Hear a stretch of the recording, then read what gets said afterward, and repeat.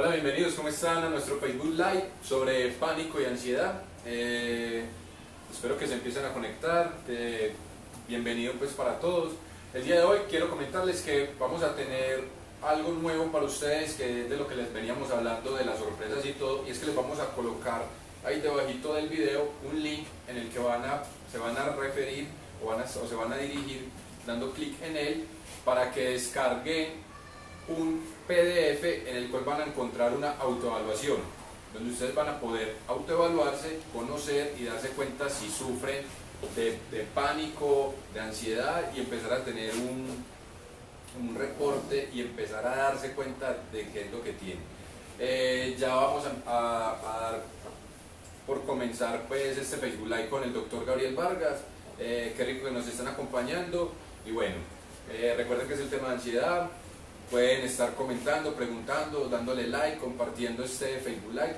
Y también quiero aprovechar para invitarlos a la charla presencial que vamos a tener el 15 de junio acá en el Obelisco, donde vamos a estar regalando también una cartilla con toda la información, mucho contenido para profundizar sobre estos trastornos que son tan comunes acá en nuestra ciudad, en el país y en el mundo entero. Con ustedes el doctor Gabriel Vargas, y gracias nuevamente por estarnos acompañando aquí en nuestro Facebook Live sobre ansiedad.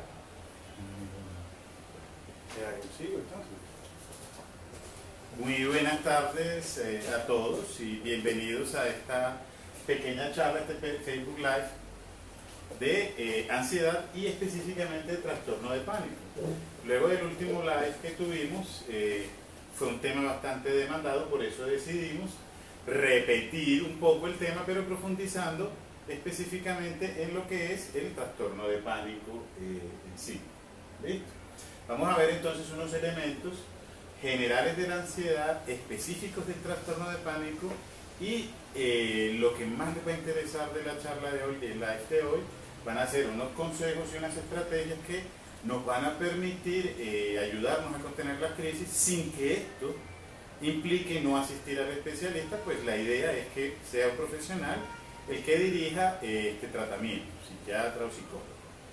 Bueno, basta recordar que los trastornos de ansiedad, porque la ansiedad como tal es un trastorno, enseguida vamos a especificar sus diferencias y sus implicaciones, pero los trastornos de ansiedad son una serie de trastornos que desde la perspectiva epidemiológica, o sea en números, son los más frecuentes de la psiquiatría. De los trastornos de psiquiatría, los más frecuentes en todo el mundo son los trastornos de ansiedad, ¿sí? Encontramos que las mujeres suelen ser más afectadas, hasta 4 veces más que los hombres, y esto probablemente se deba especialmente a la edad en que aparece, que es 18 a 35 años, que es el momento en que inicia la edad fértil de las mujeres, y esto hace que ellas cada mes en su ciclo menstrual tengan variaciones hormonales importantes que hacen que se predispongan desde la parte neurobiológica un poco más a las alteraciones de ansiedad. En el mundo se calcula que alrededor de un 20% de las personas va a sufrir, ha sufrido o está sufriendo en estos momentos algún tipo de crisis de ansiedad. Cuando hablamos de crisis como tal, las crisis más frecuentes van a ser las que se conocen dentro del trastorno de pánico, tema que vamos a abordar en la segunda mitad. En la ciudad de Medellín, para el 2010, que se hizo un estudio bastante bueno, sistemático, organizado, se encontró que el 45% de la población de esta ciudad presentaba algún tipo de ansiedad. Y eso ya es un dato bastante aplastante. Quiere decir que 1 de cada 2, la mitad de la población de la ciudad de Medellín, sufre ansiedad. Y de esta población, 2 de cada 3 eran mujeres. Como vemos, el papel femenino o el papel de las hormonas parece tener una importante fuerza en las mujeres. ¿Qué tenemos aquí?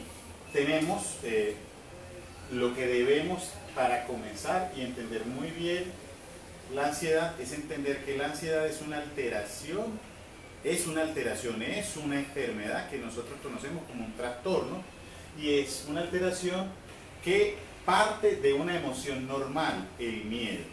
El miedo, vamos en adelante a entenderlo como una reacción no solo normal, sino necesaria. El miedo es un mecanismo de defensa que la persona aprende a desarrollar desde el primer año de vida y que le ayuda el resto de su vida a defenderse y ayudarle a responder en situaciones de peligro. Como tal, es una emoción básica, es una reacción emocional. Algo así como un reflejo, pero en el nivel de las emociones. Cuando a uno le dan el golpe en este tendón, pues uno intenta moverse, lo mismo.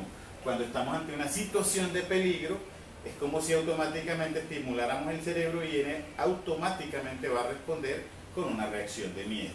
En ese sentido, es una emoción básica, es primitiva, viene con nosotros desde la evolución y eso hace que hoy día todos los seres humanos en general le tengamos miedo de manera natural y evolutiva a tres grandes cosas: la oscuridad, el fuego y las alturas. El miedo como tal responde, es una respuesta emocional a una situación directa o indirecta de amenaza o peligro, sea para la persona o para los que están cercanos. Y es de anotar que el peligro no necesariamente es de violencia o de daño. El peligro puede ser perder la pareja, perder el núcleo familiar, perder un examen, perder un semestre en la universidad, perder el colegio, repetir. ¿Sí? Y en un niño el peligro puede ser perder la mascota o perder incluso su peluche favorito. Esa respuesta de miedo es una respuesta conjunta, mente y cuerpo, y esa respuesta se da a modo de supervivencia cuando hay un peligro inminente o a modo de respuesta a esa amenaza o a ese peligro que está de manera inminente acosando a la persona. Cuando ese miedo se convierte en ansiedad, cuando esa sensación, primero, aparece en situaciones que no son de peligro, segundo, aparece en una intensidad mayor comparada con el estímulo peligroso, o se representa, como mencionamos aquí, como una sensación difusa, desagradable, un no sé qué, no sé en dónde, que la misma persona le cuesta mucho describir, que la lleva a una sensación de desasosiego y de inquietud permanente. Esto se puede asociar adicionalmente a dolores de cabeza, sensación de palpitación o presión en el pecho, molestias gastrointestinales que posteriormente en esta charla vamos a especificar y que es importante que comprendan de dónde viene. Aquí tenemos, sigamos, una respuesta típica de ansiedad y miedo. ¿Sí? Aquí veíamos en el dibujo, primero, la persona exponiéndose a un peligro como es un tigre. Claro, cuando hay una exposición de ese tipo, se expone a un peligro inminente, un peligro real, respuesta natural, miedo. Pero luego vimos un gatito, hay personas que ante un gatito como el que vimos, tierno, peludito, también tienen una reacción de miedo. Esto es lo que conocemos como fobia, ¿sí? Y eso ya es un trastorno de ansiedad. ¿Por qué? Porque ese gatito no es ni peligroso ni representa una amenaza, pero la persona siente toda la misma reacción del miedo como si estuviera ante un evento altamente peligroso. ¿Qué es lo que ocurre? Ocurre, y ahí es donde empieza todo el circuito del cerebro a trabajar, amígdala, parte del tálamo, ¿sí?, de la corteza visual. En primer lugar, el cerebro del adulto va guardando todos los estímulos y los va clasificando como peligrosos, no peligrosos, agradables, desagradables, y en la clasificación de peligro se guarda en la memoria. Cuando el cerebro se expone aquí, lo lleva a la corteza visual y el recuerdo que le trae al cerebro es que la serpiente es peligrosa, inmediatamente activa el tálamo y la amígdala y produce una descarga en todo el cuerpo. Eso, como les mencionamos desde el principio, es una reacción automática ante el peligro y que se ve alterada en todos los trastornos de ansiedad. El cuerpo reacciona a través de estos circuitos que lo ponen a funcionar en lo que llamamos descarga autonómica y la persona se prepara para huir o para defenderse. Aquí lo tenemos más claro que son los tres momentos o los tres componentes de la ansiedad y del miedo típicamente. En el miedo, el pensamiento o la mente nos ayuda a reconocer un peligro. activa los circuitos cerebrales que acabamos de mencionar y el cuerpo reacciona. Reacciona en lo que, repetimos, se llama descarga autonómica o que la gente puede asociar como descarga de adrenalina, el susto. ¿Sí? Y ese susto, ¿qué es lo que produce en el cuerpo? Produce o hace que gran parte de la sangre que está en las manos y en los pies se concentre en el pecho, el estómago y la cabeza. Es así que el cuerpo en manos y pies puede sentir frialdad, sudoración, temblor, sensación de calambre, mientras que el centro del cuerpo, al concentrarse tanta cantidad de sangre, los síntomas suelen ser contrarios. Entonces en el estómago puede haber una revoltura, una sensación de diarrea, el estómago se siente vacío, el corazón se siente taquicárdico con palpitaciones, el pecho con dificultad para respirar y en la cabeza puede haber una sensación de mareo, de vértigo, de calor o de estar fuera de sí mismo o de que la realidad no es real. ¿Qué hace uno en la conducta? O corre del peligro o se defiende o pelea contra ese estímulo amenazante o peligroso. Cuando tenemos una ansiedad, ¿qué es lo que ocurre? Puede estar ocurriendo esto, ¿sí? Esta es una típica reacción de una ansiedad generalizada. La persona se expone a situaciones y desde la mente, desde el pensamiento, siente que todas las situaciones la van a sobrepasar. O que a cada situación, a cada evento que se enfrente, le va a ocurrir lo peor. Aquí la chica, la situación real es, tengo un examen, y lo primero que le dice la mente es, no lo voy a aprobar, lo voy a hacer mal, voy a decepcionar a todos. ¿Sí? El pensamiento automático que le manda la mente es catastrófico. Le va a ocurrir lo peor, aunque sea lo menos probable. El cuerpo empieza a sudar, empieza a temblar, taquicardia, y las conductas inapropiadas en este caso, pues no tiene de quién huir, no tiene con quién pelear, empieza a comer en exceso, a fumar en exceso, puede llorar o puede buscar algún tipo de excusa para no ir a presentar el examen. Eso solo va a la larga a provocar, a exacerbar, a disparar más la ansiedad, porque el examen debe presentarlo en algún momento. Entonces ese tiempo de ansiedad y esa exposición al evento estresante está aumentando. Cuando hablamos de ansiedad, no estamos refiriéndonos a una sola situación. El trastorno de ansiedad es cuando, por alguna razón, el mecanismo básico, esencial del miedo se alteró y se puede alterar de varias maneras.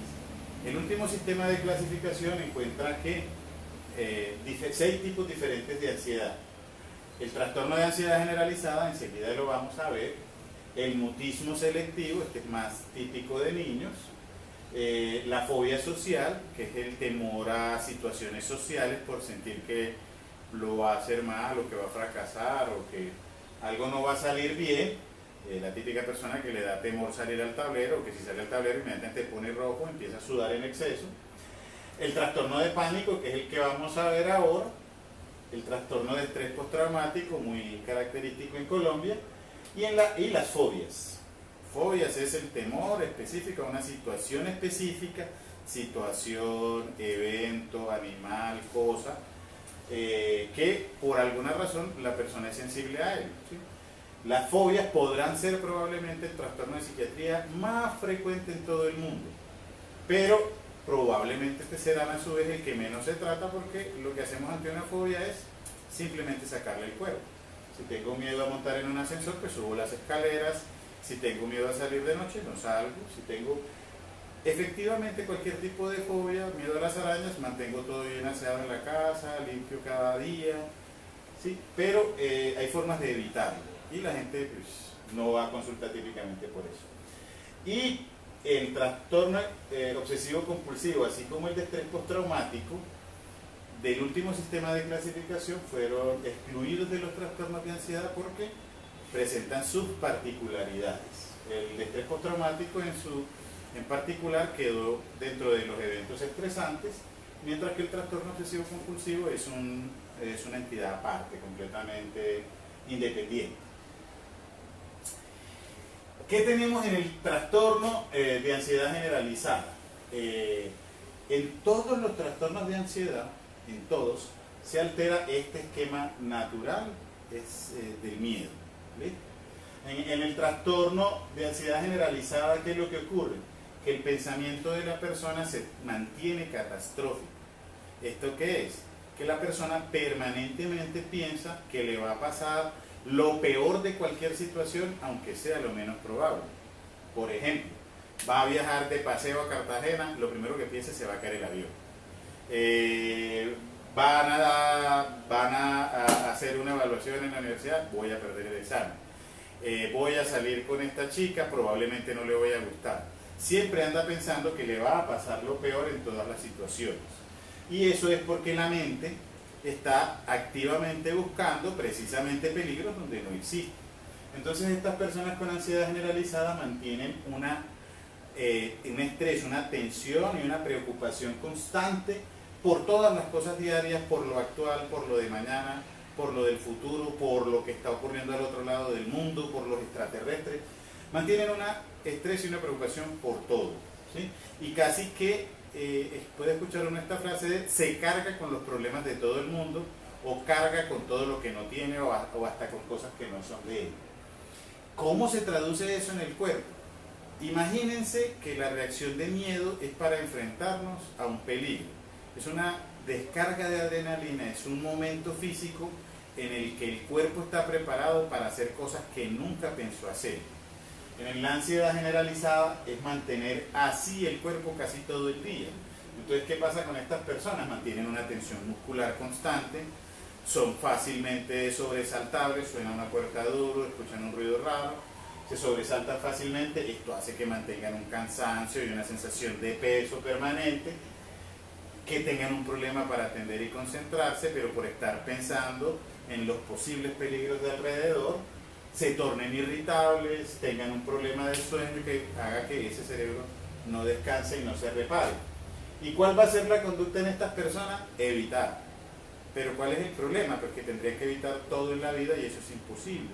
Entonces ellos, además de evitar situaciones altamente estresantes, pueden ir acompañados o hacer sus cosas con especies de amuletos. Sale pero siempre acompañada, siempre sale solo en estas situaciones, o solo si va con, no sé, la estampa de la Virgen o aquella pastillita, ¿sí? Pero la conducta es tratar siempre de evitar la situación peligrosa. Aquí vemos una descripción gráfica de lo que sería una ansiedad generalizada. Entonces, esta persona va en el autobús y está preocupado por cómo va a comer, que es lo siguiente que va a hacer.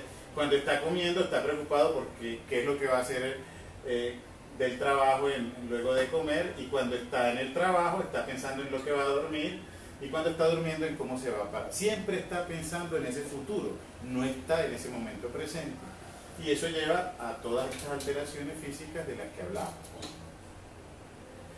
El trastorno de pánico como tal, ¿qué podemos decir de él? En el trastorno de pánico, el primer componente que se altera es un componente completamente físico, el cuerpo. Aquí me excusarán, pensamiento va acá, cuerpo va acá. El primer componente que se altera es el físico, ¿sí? Recuerden que el componente físico en el miedo normal es el segundo que reacciona. Primero detectamos el peligro, reacciona el cuerpo, hacemos la conducta. Por razones que todavía no comprendemos completamente, el cerebro de estas personas con trastorno de pánico dispara la reacción física sin que se detecte ningún peligro. Entonces lo primero que la persona siente es toda esa sensación física, sensación de palpitación, taquicardia, dificultad para respirar, vacío en el estómago, temblor, frío en las manos, calambres en las manos y en los pies, calor en la cara. Y lo segundo que le dice su mente, su pensamiento es: ojo, que esa sensación física es normal cuando hay miedo, y el miedo es normal cuando hay peligro. Por lo tanto, la respuesta que la mente le da, o la explicación que la mente da a esa sensación súbita, es que está ante un peligro. La persona inconscientemente intenta encontrar el peligro, y como no hay ningún peligro, concluye que el peligro lo lleva adentro, o sea que esa reacción lo va a hacer morir, o perder el control, o enloquecer, o que algo muy malo va a pasar. Y lo mismo que en la anterior, no tiene de quién defenderse, no tiene de quién correr, empieza a evitar situaciones que siente le pueden disparar más esos síntomas de pánico. ¿Sí? Aquí los tenemos, síntomas de un ataque de pánico. Entonces lo primero que siente la persona es lo fisiológico, lo físico, palpitación, taquicardia, presión, dificultad, molestias estomacales, sudoración, tensión, mareo, hormigueo. ¿Qué es lo que le dice el pensamiento? Hay algo de lo que te debes preocupar, debes tener, hay una sensación de pensamientos negativos, me puedo morir, me voy a enloquecer, algo malo va a pasar. Puede haber una sensación de que las cosas no son reales y hay dificultad para concentrarse. Y en el comportamiento la vamos a ver inquieta, insomne y evitando constantemente situaciones, por mínimas que sean, que le puedan desencadenar ese ataque nuevamente. Una crisis de pánico es lo que acabamos de ver. ¿Qué es un trastorno de pánico? Un trastorno de pánico es cuando esa crisis se repite de manera recurrente. O sea, para hablar de un trastorno de pánico tenemos que hablar que al menos la persona tuvo 2 crisis y que con esas crisis vienen 2 cambios asociados. Uno es el temor a tener una nueva crisis. Entonces la persona dice, no, la primera crisis me dio saliendo del metro, yo no vuelvo a subir al metro, ¿sí? Yo tengo mucho miedo de estar con bastante gente porque de pronto me falta aire, yo no puedo salir solo porque de pronto algo me pasa y nadie se da cuenta, y eso los lleva efectivamente a hacer cambios en su vida cotidiana, y el cambio principal es aislarse y evitar hacer las cosas. Encerrarse suele ser la mejor solución ante cualquier peligro o ante cualquier posible peligro, por irreal que parezca. El trastorno entonces va a ser al menos 2 crisis, con preocupación a tener nuevas crisis y con cambios de orden psicosocial secundarios a esas crisis, aislamiento y evitación. Aquí tenemos otro pequeño resumen gráfico de lo que puede pensar, sentir o decir una persona con un ataque de pánico. ¿Sí? Tengo sudoración, me cuesta respirar, náuseas, dolor en el tórax, quiero salir corriendo, esa es otra frase muy frecuente, quisiera salir, correrme y alejarme de todo el mundo, me siento mareado, con ahogo, tengo miedo a morir, tengo miedo a un infarto. ¿Sí? Estas crisis de pánico o ataques de pánico característicamente aparecen súbito, sin que la persona esté expuesta necesariamente a nada, de un momento a otro y en cualquier momento. El momento de máximo malestar es en un par de minutos y las crisis suelen durar desde 5 o 10 minutos hasta 1 hora quizá, pero son de corta duración y se suelen resolver solas. Es muy importante que para poder diagnosticar un trastorno de pánico, lo primero que debemos hacer, y la recomendación grande que vamos a hacer, es que sea evaluado por un especialista. Porque lo primero que debemos hacer como profesionales, médicos y en particular psiquiatras, es garantizar, asegurar, verificar que esas crisis no las está produciendo alguna otra alteración física. Pudiera ser un hipotiroidismo, una alteración del azúcar, una alteración hormonal, algún tipo de alteración física pudiera simular esta crisis de pánico. Un guayabo puede definir un trastorno, una crisis de pánico. Entonces, luego de descartar lo físico o que ningún examen físico y ninguno de los exámenes paraclínicos, electrocardiograma, de azúcar, de tiroides, ninguno esté alterado, todos estén bien, vamos a pensar en el trastorno de pánico. ¿Y qué vamos a hacer? Primero que todo, consultar, pedir ayuda, idealmente a un especialista. Los especialistas en este caso son los psiquiatras, que son médicos especializados en el tema, o los psicólogos. ¿Sí? Estos profesionales van primero a descartar que no sea otro el origen y segundo van a plantear, de acuerdo a la persona, un tratamiento específico. Aquí ustedes pueden leer en esta diapositiva específicamente de cada uno de los síntomas por qué ocurre. ¿Sí? Entonces, ¿qué es lo que pasa? Cuando el cerebro se altera y manda esta sensación física, ocurren taquicardias. ¿Qué pasa? Cuando tenemos miedo es normal que el corazón se acelere para llevar sangre a sitios necesarios para que uno pueda correr o defenderse con mayor fuerza de la habitual. Entonces una crisis de pánico va a tener taquicardia y palpitación. La persona durante la crisis puede sentir asfixia, ahogo, falta de aire. ¿Esto es por qué? Porque para aumentar la frecuencia cardíaca hay que aumentar la respiratoria. El corazón se acelera, pero también se acelera para llevar sangre y oxígeno a estos sitios lejanos del cuerpo, y el oxígeno viene de los pulmones. Entonces los pulmones también se aceleran, y esa hiperventilación, que es en un momento no apropiado, hace que se tensionen los músculos respiratorios y da una sensación de ahogo, pese a tener, digamos, más oxígeno en ese momento, o estar intercambiando más oxígeno del habitual. Como mencionamos ahorita, puede haber calambre, frialdad y temblor, porque la sangre de las extremidades se disminuye, priorizando irrigar el corazón, el estómago o los órganos internos. Cuando están activos todos los síntomas de pánico, las áreas centrales del cuerpo reciben mayor cantidad de sangre, entonces eso se interpreta como un aumento de calor en las áreas vitales, y el mecanismo de enfriamiento corporal se activa, generando la sudoración. Y por último, más o menos lo mismo ocurre en el cerebro. Pues, la sangre aumenta su flujo en el cerebro, pero en algunas áreas específicas, específicamente en el área de la visión periférica, y hace que aumente todo el rango de visión y se puedan percibir cosas distorsionadas o una sensación de irrealidad. Pero eso, en el momento del peligro, nos va a ayudar a detectar peligros más alejados de nuestro campo visual. Recuerden mucho todas estas explicaciones, porque en el momento de una crisis le van a ayudar a autocontrolarse. Si tiene esa crisis y la sensación que más le preocupe, busque la explicación, entiéndala, rúmiela un rato hasta que logre, si es posible, calmarse. Durante las crisis mencionamos que una característica importante es la hiperventilación. Entonces se sugiere hacer ejercicios de respiración. Aquí está una de tantas sencillas maneras de hacer esa respiración. Primero, pues deben ser respiraciones profundas, ojalá abdominales.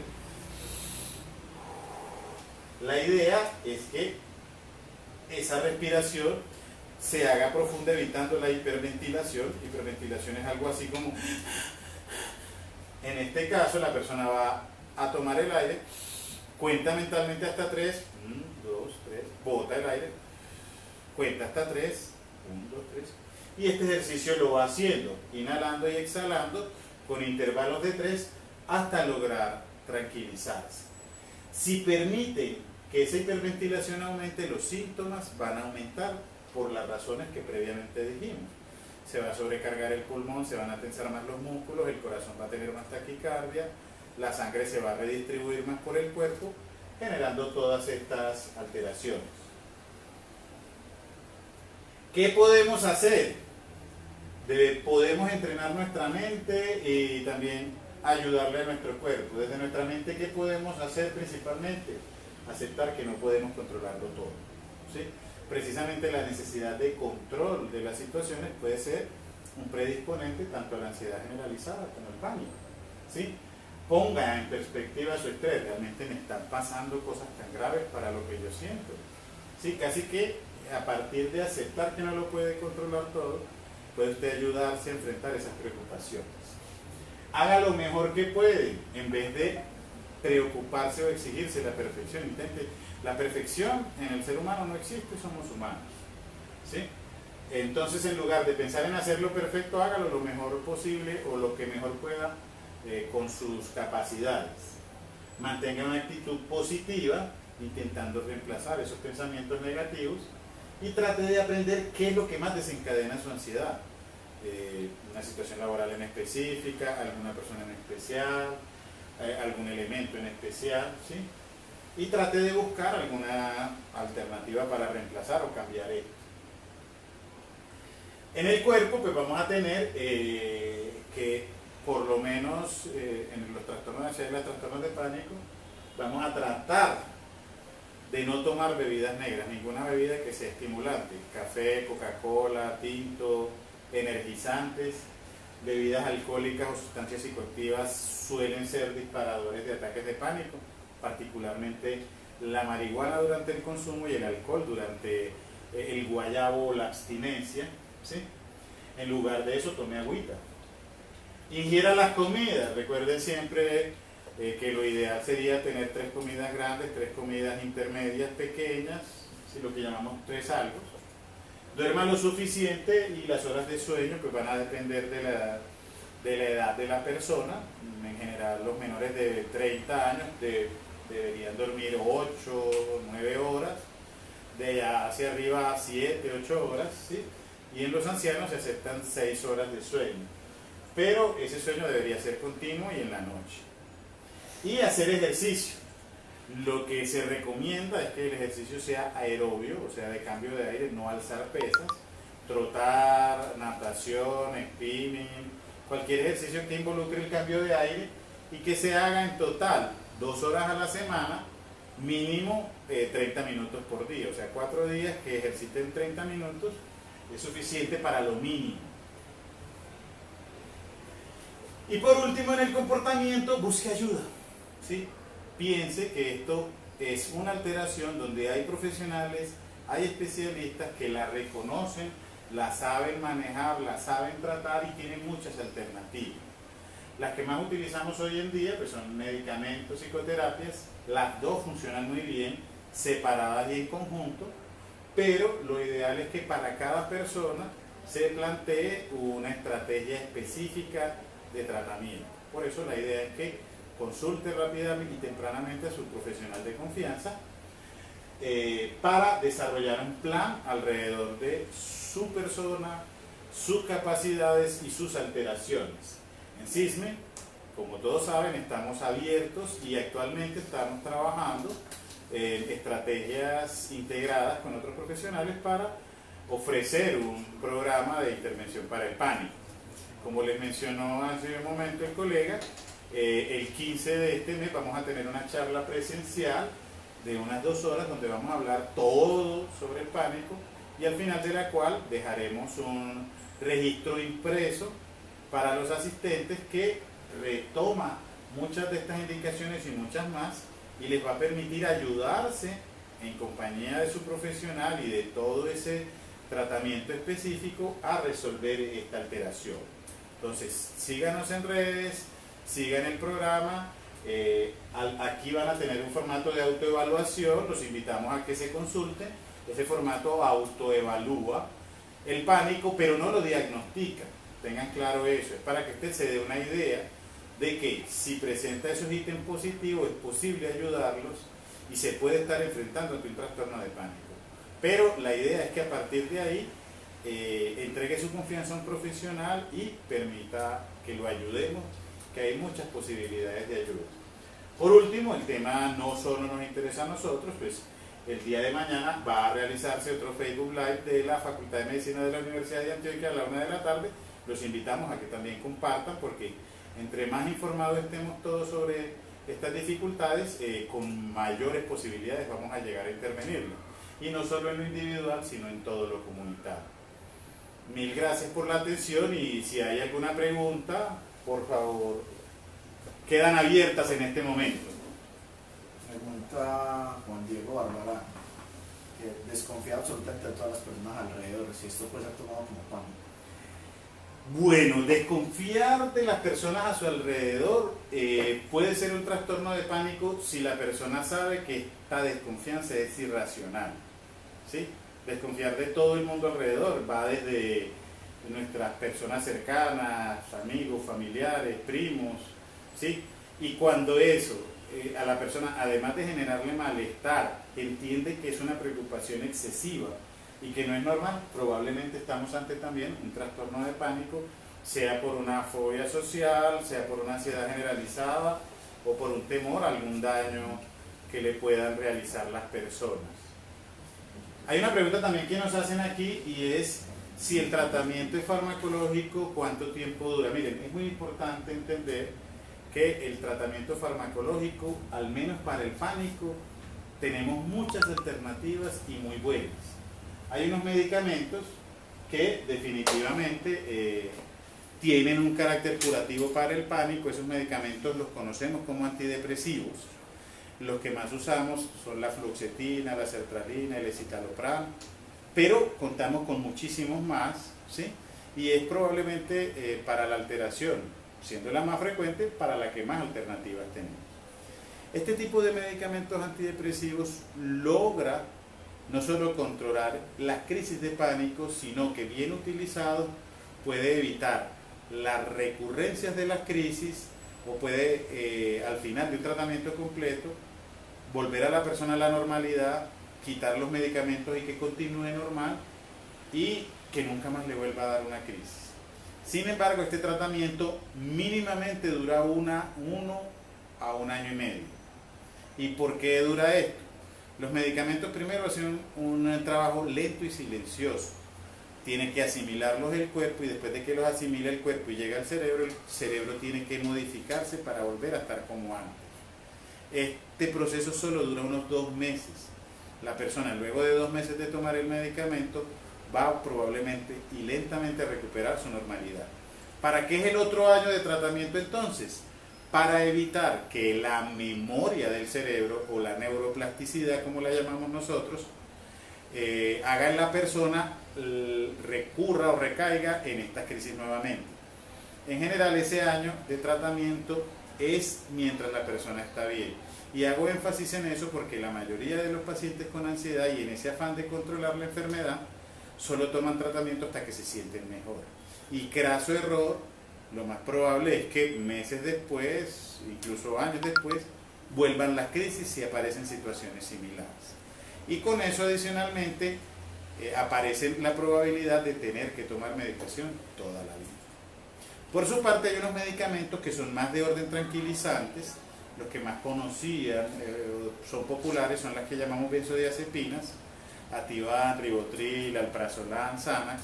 Estos medicamentos deben entender nuestros oyentes que no son curativos. Ellos quitan y controlan el malestar de la persona, pero a largo plazo, si no se manejan bien, pueden llevar a que necesiten dosis cada vez mayores y la enfermedad nunca se les quita. Estos medicamentos deben ser manejados por especialistas y la recomendación es que no se den por más de 2 meses. Última pregunta. Bueno, por el momento no hay más preguntas, entonces los invitamos primero a que repasen esta... Hay una última. Perdón, hay una última pregunta. Desde lo social, compañeros de trabajo, estudio, familia, amigos, ¿cómo se puede acompañar a las personas con trastorno de ansiedad y pánico? Bueno, muy bien. Hay una pregunta muy importante y yo creo que el resumen de esa pregunta es cómo podemos ayudarle a una persona, a un amigo, a un familiar, a manejar este trastorno de pánico. Lo primero es no reforzarle el pánico, ¿sí? O no evitárselo tampoco, ¿sí? La persona dice, no, a mí me da miedo pasar por esa calle, el familiar, el amigo, no le diga, no, entonces vámonos por la otra, no. Por el contrario, ven, vamos por acá, yo te acompaño.